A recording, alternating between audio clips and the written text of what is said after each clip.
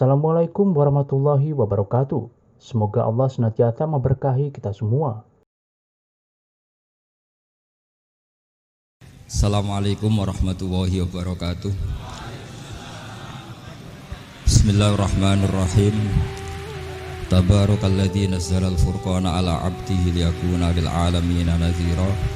Allahumma shalli wa sallim ala sayyidina Maulana Muhammad wa ala alihi wa sahbihi asma'in. Amma ba'du.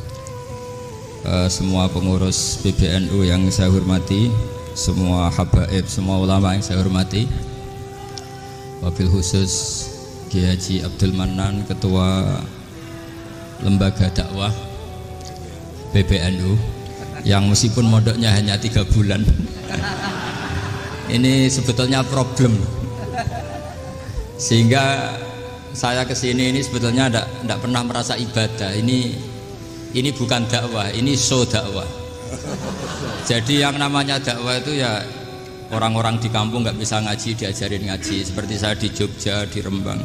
Kalau ini show dakwah, dan ini ada agak kesalahan karena mondoknya hanya 3 bulan. Jadi tidak bisa bedakan mana dakwah, mana show dakwah. Ini jelas show itu. Mungkin yang benar-benar dakwah yang sekarang sedang bikin masjid di pedalaman Kalimantan, pedalaman Sulawesi, atau saudara-saudara kita yang di Korea. Saya kemarin di Korea, itu dakwah betul. Kalau ini agak-agak tontonan. Ya tapi masih bagus lah melihat wajahnya Habib, ulama itu ibadah. Tapi begini ya, yang jelas saya berharap sekali, saya diundang sekali ini saja, jangan diulang. Karena mencintai ulama itu baik, tapi ngatur ulama itu dosa. Ini murah.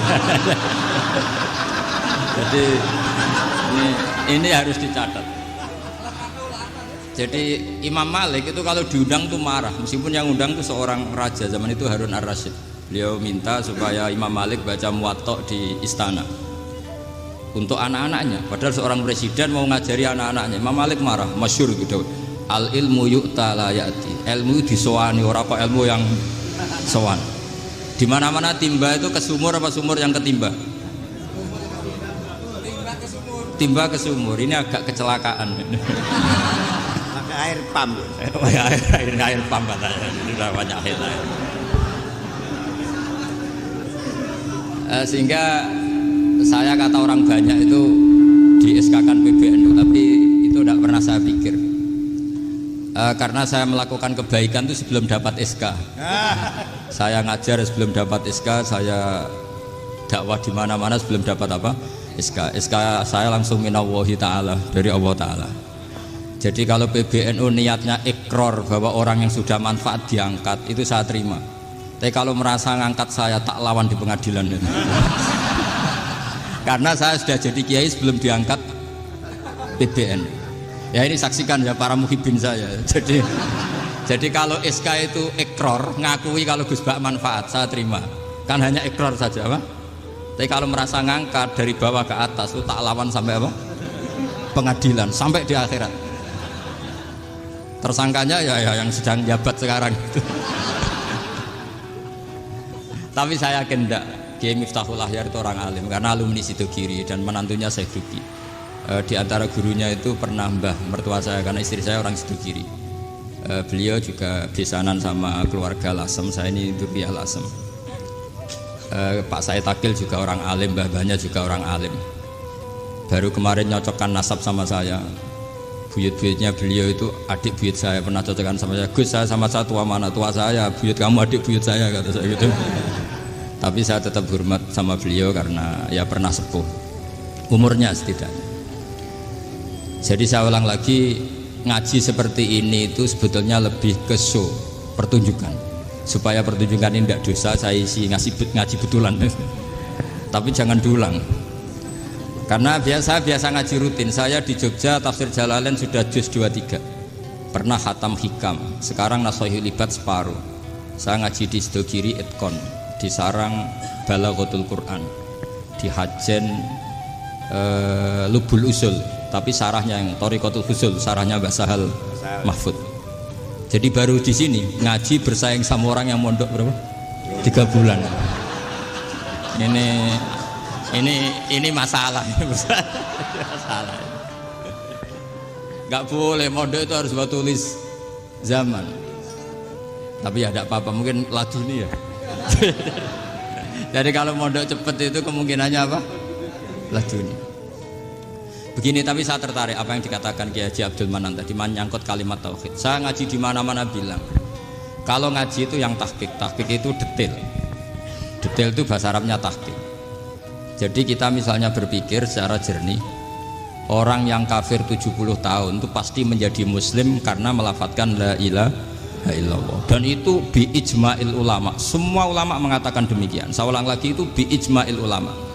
Karena mansus di Quran ada ayat qulil ladzina kafaru iyantahu yughfar lahum ma qad salaf.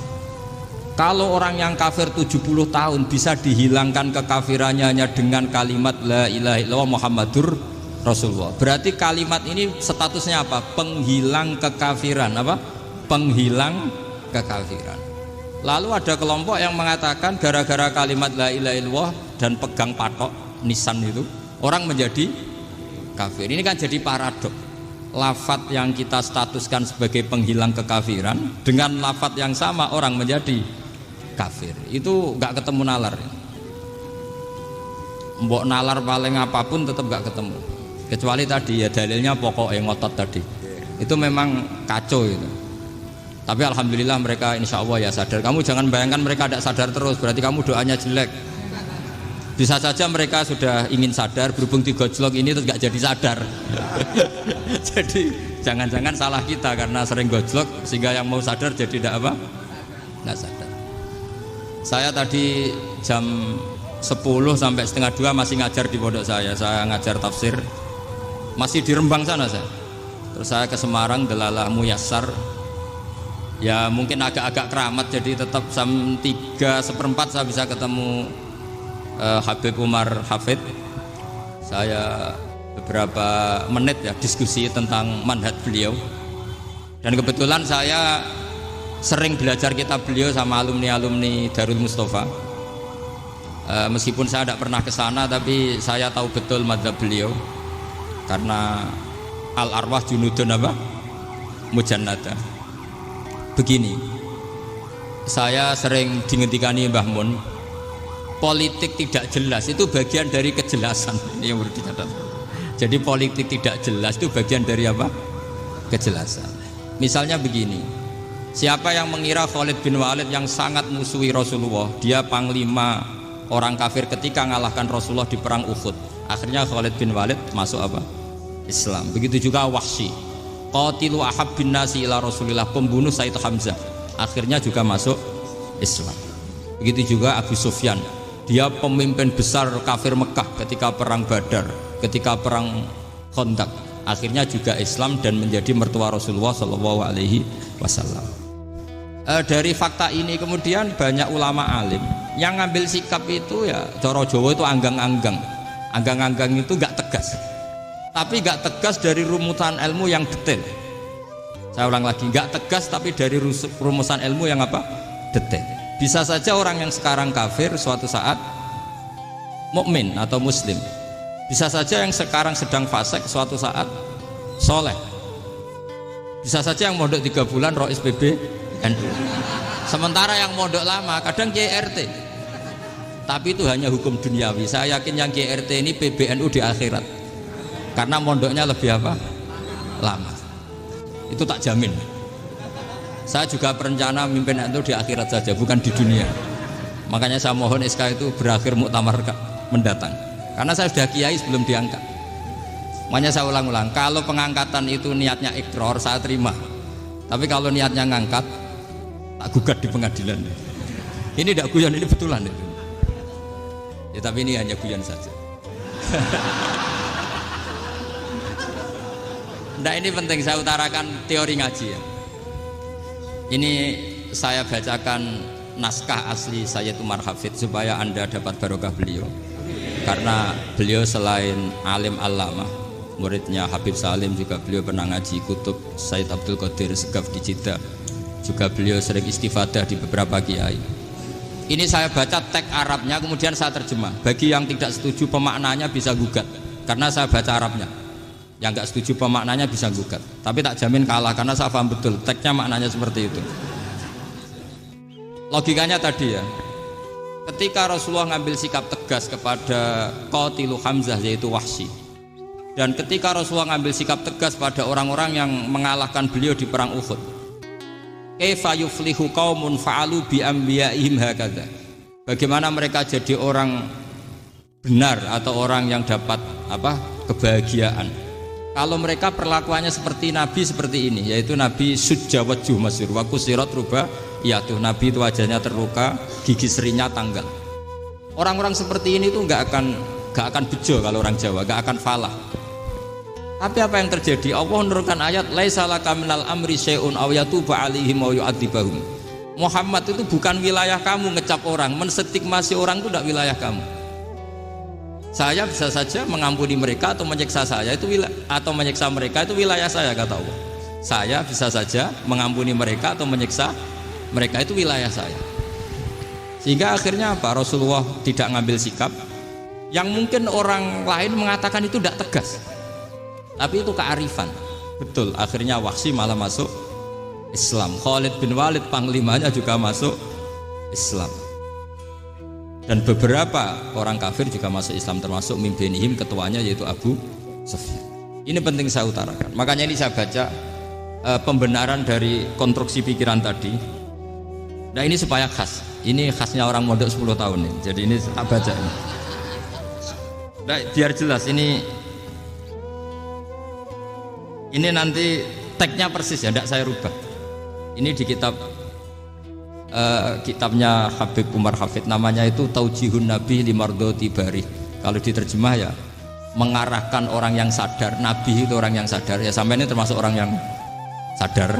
Limardoti Robbi, menuju mendapat ridho Tuhan atau Allah Subhanahu wa Ta'ala. Saya baca teksnya ini di halaman 179. Ini tidak ada yang saya rubah, tidak saya kurangi. Bismillahirrahmanirrahim. Fala buddha an nuwattina qulubana ala annana khodamatu ahli hadal qaul wa yattali Allah min qulubina annana na'taqidu imkaniyata ayyasfa'a fi ahadina yaumal qiyamati man huwal ana kafirun yuslimu faya'lu sya'nu indal haqqi fayakunu sababan li kholasika fil qiyamah yumkinu dzalik.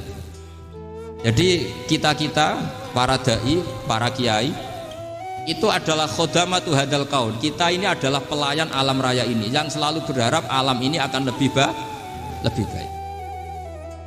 Orang yang sekarang sedang kafir bisa saja nanti yang nyafaati kamu di akhirat, yaitu mereka masuk Islam lalu Islamnya lebih serius, akhirnya punya hak syafaat. Sementara kamu Islam mulai kecil tapi biasa-biasa saja seperti ini, mulai dulu ngaji terus sama Ki Abdul Manan, nggak pernah yang ngisi ngaji. Itu artinya nggak ada perkembangan. Makanya saya nggak ingin ngaji lagi karena saya ingin perkembangan Anda nanti tukang mengisi, bukan yang diisi. Kalau saya nanti ngaji lagi di sini artinya Anda kalau tetap mendengarkan itu tidak ada perkembangan. Pantes saja semulang Gus Bahak sampean sing ngaji. Sekali-kali ada perkembangan, saya ngaji sampean yang mulang, itu bagus itu. Meskipun itu perkembangan yang menyesatkan.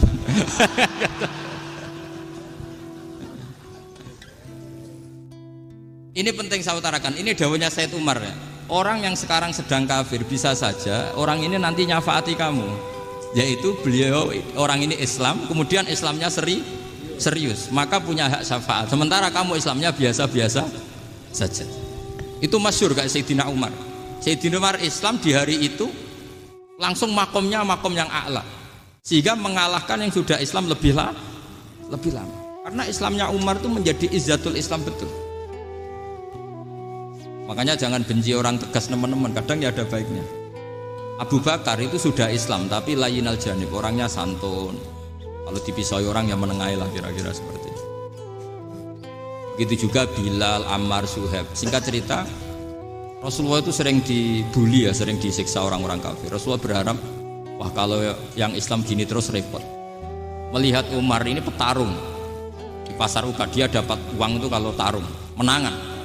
Kata Rasulullah, kalau ini yang Islam ya bagus. Dia berdoa, Allahumma aizal Islam bi Umar.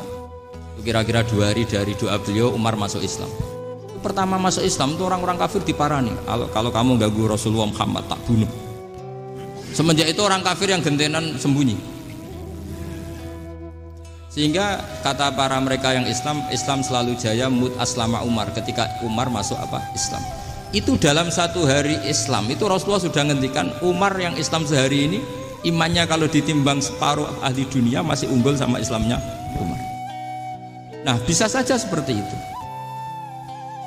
Jadi saya minta sama teman-teman yang mencintai ilmu, tidak tegas itu bagian dari ketegasan dalam ilmiah. Karena kita ini tidak mengendalikan dunia, tidak mengendalikan hidayat, hanya Allah piyambak yang ngasih hidayat. Maka sikap kita laisalaka minal amri syai'un aw yatuba alaihim aw yu'adzibahum. Rasulullah yang ahabbul khalqi ilallah saja tidak boleh tegas karena semuanya potensi itu ada. Cuma kita tegas dalam kebenaran saja, tapi nggak perlu tegas dalam mengawal kebenaran. Kenapa demikian? Karena Islam ini agama yang akan dijaga Allah ila yaumil. Yang jaga Islam bukan PBNU, bukan PP Muhammadiyah, bukan kiai. Yang menjaga Islam namun Allah Subhanahu wa ta'ala. Makanya Sayyidina Umar itu kalau disuruh mikir Islam itu nggak mau betul. Masyhur itu dalam tarikh-tarikh. Umar mimpin itu sukses, banyak futuhat.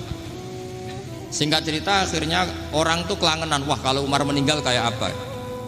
Sehingga Abdullah bin Umar setiap jalan-jalan tuh dibully. Kalau sekarang dibully, ya Abdullah bin Umar, bapak kamu itu gimana?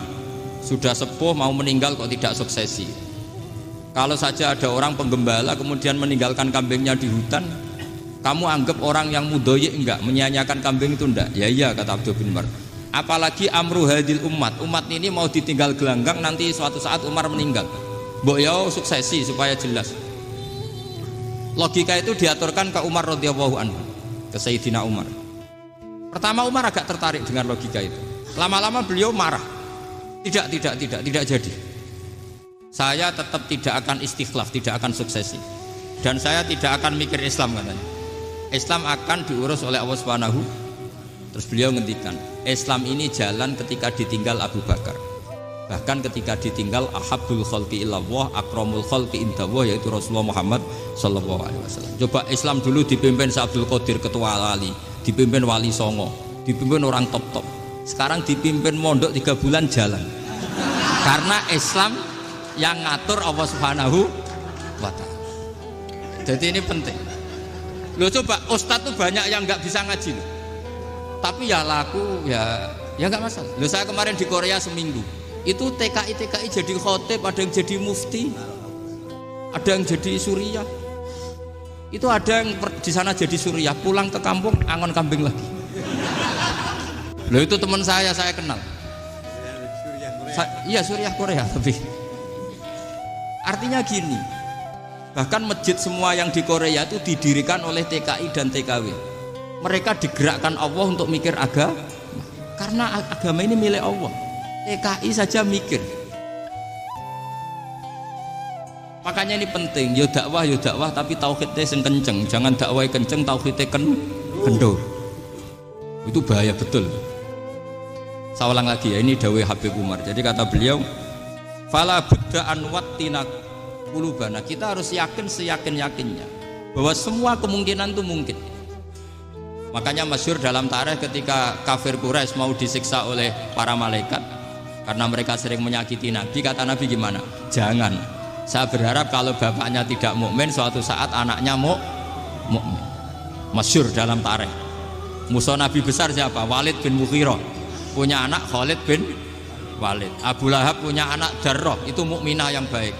Abu Jahal punya anak Ikrimah, itu mukmin yang baik. Di Indonesia lebih hebat lagi. Bapaknya ra iso maca Quran, anaknya hafid. Bapaknya utun ratamat SD, anaknya jadi dekan. Di Indonesia banyak orang nggak siapa-siapa, anaknya jadi presiden, anaknya jadi menteri.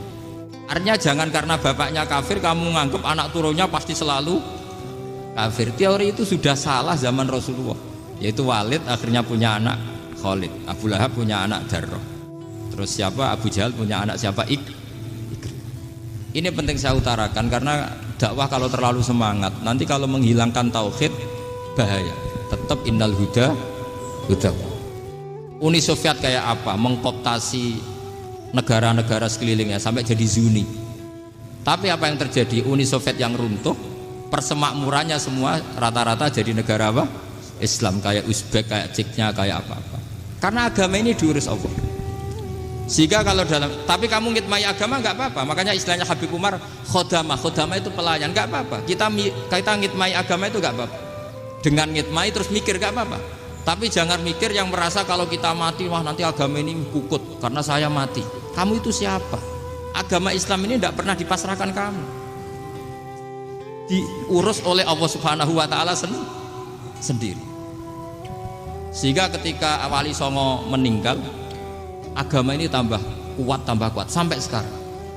Kecil saya itu kalau pengajian susahnya bukan main, harus izin sana sini. Sekarang setiap pengajian polseknya datang, polresnya datang, nggak ada intel, nggak ada apa.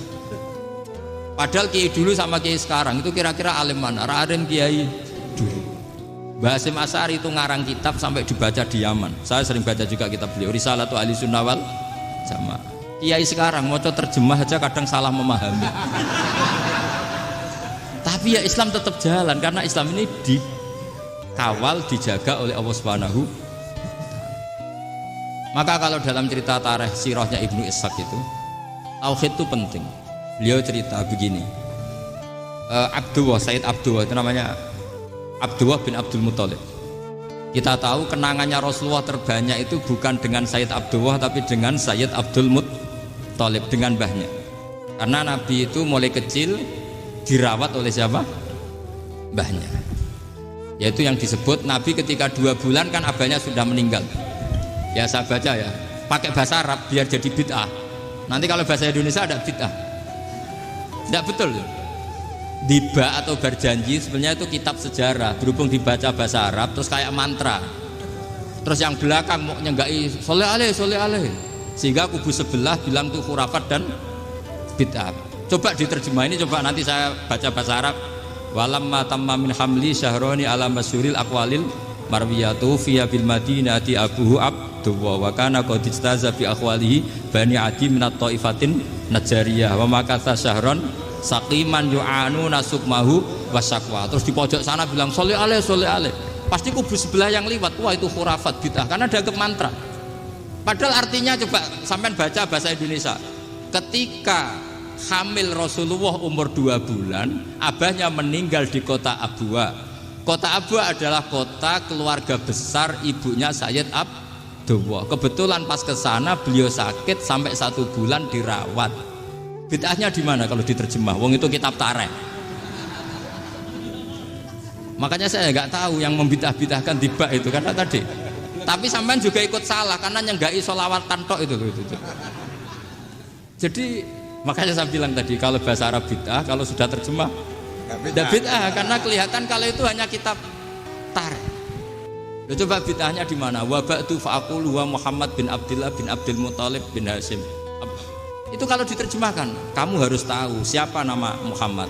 Muhammad punya abah siapa? Rasulullah Muhammad Abdullah. Punya abah siapa? Abdul Mut. Punya abah siapa? Hasyim. Coba baca gitu di kubu sebelah. Oh iya. Berhubung kok baca bahasa Arab.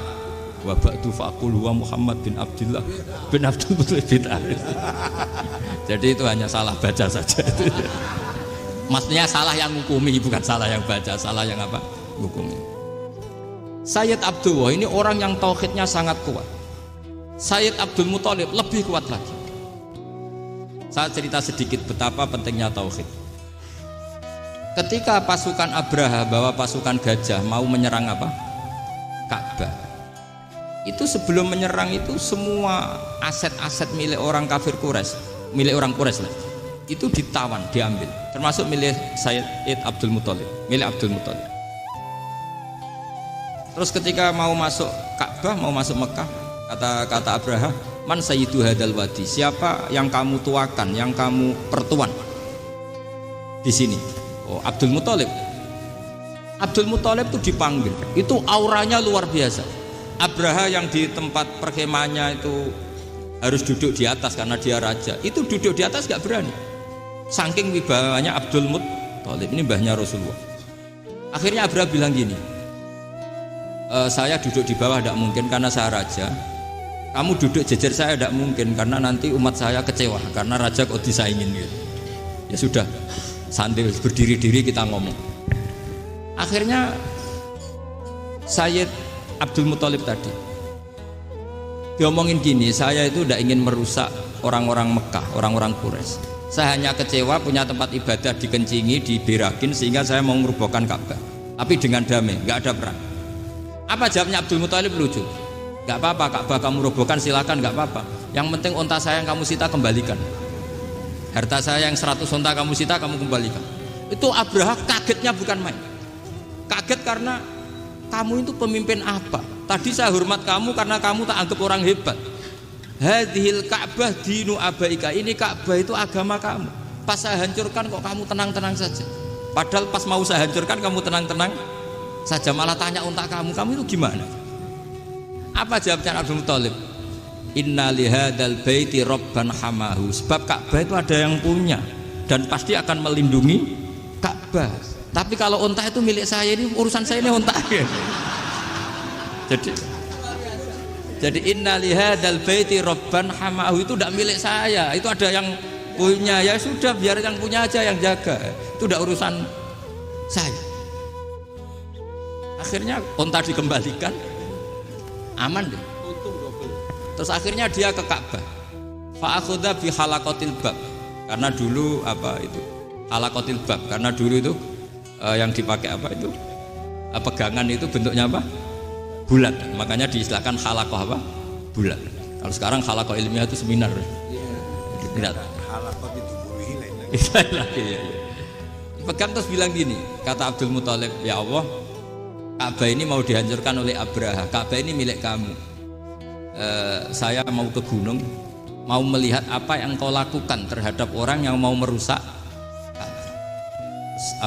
Abdul Muthalib bilang ke umatnya, wa ya qaumi, ayo kita ke gunung melihat ma fa'ala rabbuna, apa yang akan dilakukan Tuhan kita terhadap orang yang mau menghancurkan. Jadi santai saja, santai. Terus Abdul Muthalib naik gunung sama orang-orang Quraisy. Abraha datang mau merusak Ka'bah, terus terjadi alam taro kaifa fa'ala rabbuka bi ashabil fil. Itu melihat, dan betul Ka'bah dijaga Allah. Islam juga gitu. Ketika Islam dikooptasi Uni Soviet, semua ulama, semua wali perasaannya hanya nunggu kehancuran Uni Soviet, karena pasti agama ini dijaga. Saya setiap sholat, setiap munajat, kata ketika baca Rabbana lakal hamdu bil samawati wa mil'ul ardi. Dulu saya iskal itu janggal. Ya Allah, engkau zat yang layak dipuji, yang pujian itu memenuhi langit dan bumi. Pikiran saya kalau bumi ateis itu mujinya kayak apa? Tapi masya Allah, ketika saya datang di Korea, bumi ateis, ternyata di sana banyak masjid, banyak tasbih, bahkan ada sakduna di sana. Karena Allah sudah ngendikan lakal hamdu mil'us samawati wa mil'ul ardi. Dan sekarang nyata, semua bumi ateis, bumi apa saja, ada tasbihnya, ada tahmidnya. Makanya sadaqallahul adzim ketika ngendikan sanurihim ayatina fil afaq walladzi arsala rasulahu bil huda dinil haqqi liyuzhirahu 'alad dini kulli. Makanya saya mohon sekali bahwa agama ini harus kamu khidmah. Tapi enggak boleh kamu pikir. Atau dibaliklah, khidmah maka memikir. Tapi tidak usah GR bahwa agama ini diserahkan sampean. Saya juga agak ridho. Agama kok diurus orang-orang kayak gini, kayak apa nasibnya? Jadi ini penting, karena rata-rata kiai alim itu tidak jelas. Terus oleh orang-orang yang nggak pernah ngaji itu, wah ini nggak jelas, nggak tegas. Islam itu harus tegas. Maksudnya tegas itu kayak apa? Tegas itu di wilayah kita. Kalau istri kamu mau diperkosa orang itu boleh tegas, itu wilayah kamu. Tapi kalau hidayat itu wilayahnya Allah Subhanahu wa Ta'ala, kita tidak pernah tahu. Bahkan yang sudah Islam saja, nyuwun sewu, itu nggak ada jaminan mati husnul. Kita tahu dalam sejarah Sa'labah itu dapat gelar hamamatul masjid, merpatinya masjid. Tapi kita tahu akhirnya Sa'labah itu apa? Su'ul khotimah. Sampai dalam Islam selalu diajarkan ya muqallibal qulub tsabbit qalbi ala din.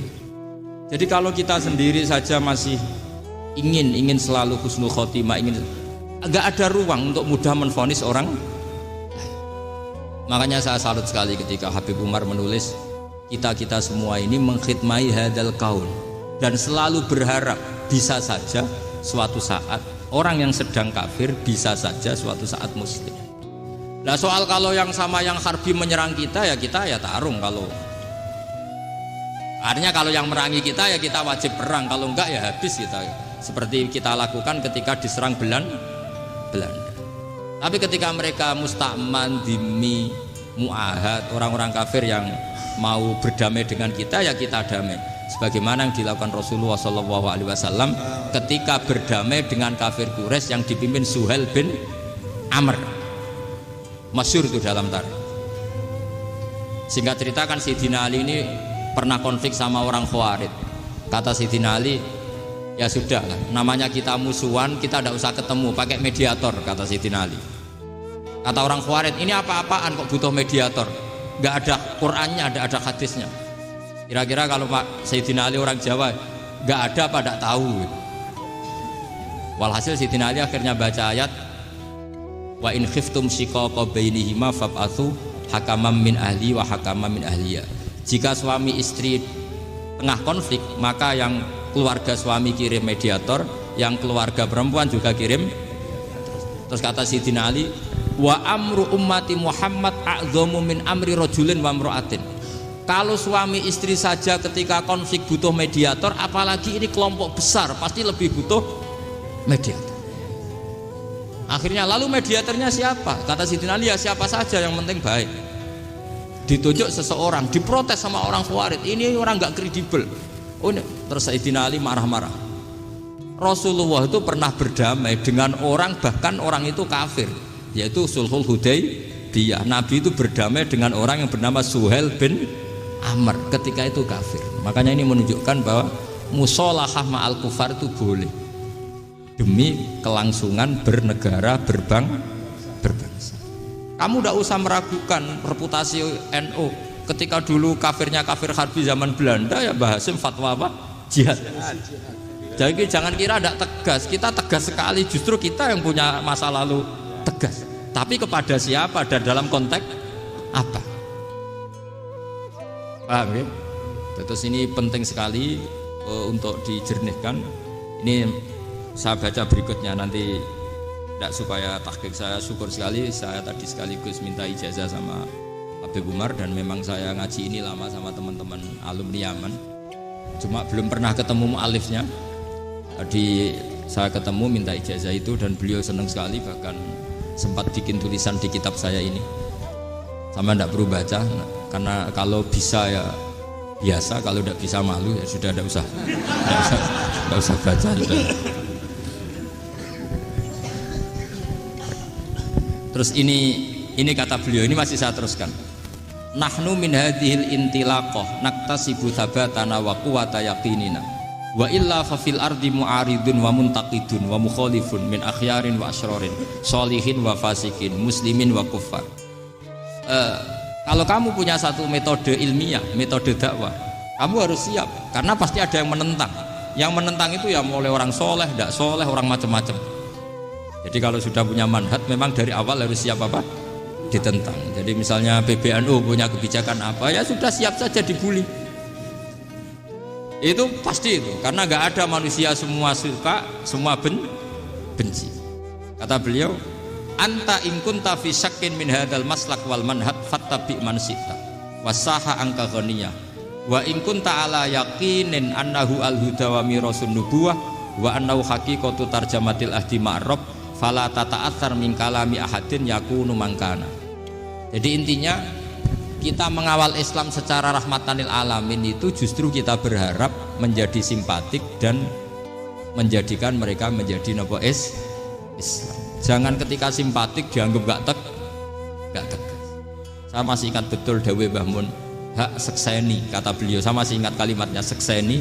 Aku ra tegas itu berdasar ayat laisalaka minal amri syai'un aw yatuba alaihim aw yu'adzibahum. Karena potensi sosial itu bisa rubah. Orang yang sekarang kawan kamu bisa saja suatu saat jadi musuh. Yang sekarang musuh kamu bisa saja suatu saat jadi kawan. Terus kamu ngambil sikap tegas dalam sesuatu yang nggak stabil seperti ini, lalu tegas itu kan nggak pada tempatnya. Makanya yang seperti ini kata Allah pakai asa itu menawa. Asa wahu ayyaj'ala bainakum wa bainal ladzina ataitum minhum mawaddah. Bisa saja orang yang sekarang musuhan dengan kamu suatu saat dijadikan mawaddah. Kamu udah mawaddah itu saling mengasihi. Kamu udah usah tanya wallahu qadir, kata Allah, karena Allah mampu. Jadi dalam hukum-hukum sosial Allah seringnya bilang apa? Asa. Misalnya wasa antakrahu syai'a wa huwa khairul lakum, wasa antuhibbu syai'a wa huwa syarrul lakum. Karena masalah sosial ini semuanya asa, yang pernah tahu siapa? Bisa saja sekarang saya Rois Surya, nanti SK-nya nggak turun lagi, tapi saya tidak apa-apa. Bisa saja nanti santri 10 tahun dipimpin 3 bulan, nggak apa-apa. Bolak-balik nggak apa-apa, saya tidak akan kecewa. Karena masya Allahu kana wa malam yasa lam yakun. Wassalamualaikum warahmatullahi wabarakatuh.